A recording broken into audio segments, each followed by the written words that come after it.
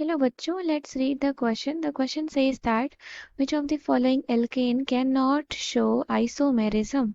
यहाँ पर आपको कुछ कंपाउंड्स दिए गए हैं ऑप्शन में, आपको बताना है कि कौन सा इसमें एल्केन आइसोमेरिज्म शो नहीं करता है। यहाँ पर हम की कॉन्सेप्ट में मेंशन करेंगे कि आइसोमर्स हमारे क्या होते हैं।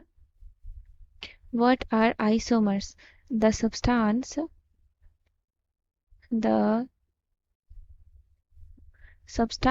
the compounds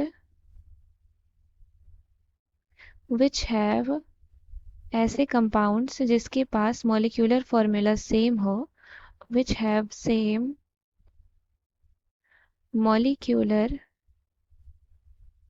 formula but difference in the structural formula, difference in the structural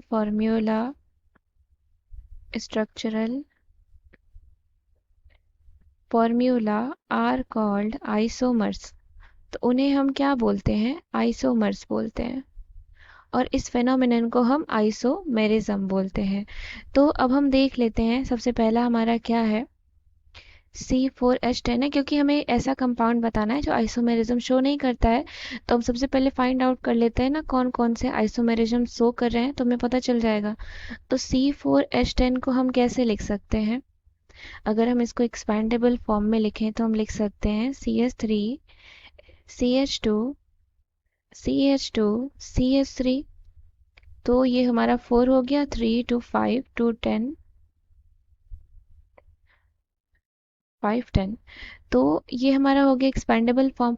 हम इसको और किस तरीके से लिख सकते हैं? तो हम इसको लिख सकते हैं CH3 CH CH3 and CH3। तो यहाँ से भी अगर हम हाइड्रोजन एंड कार्बन को काउंट करें तो हमारा C4H10 ही आता है, लेकिन आप यहाँ से देखेंगे कि ये स्ट्रक्चर हमारा क्या है, डिफरेंट है।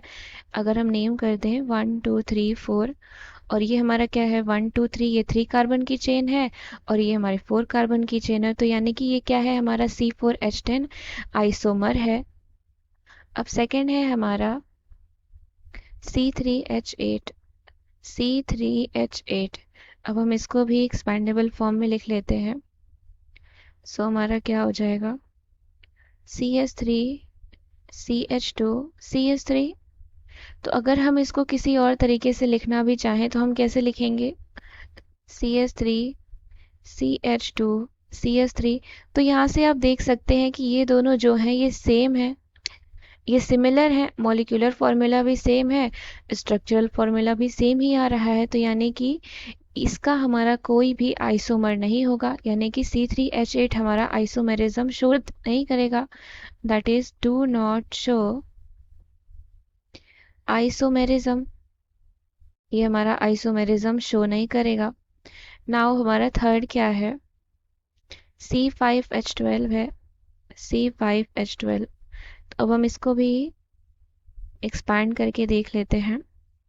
That is CH3 CH2 CH2 CH2 and CH3।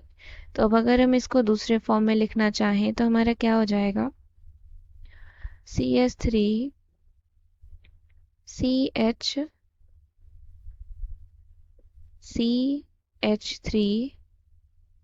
and here it is CH3 and CH3।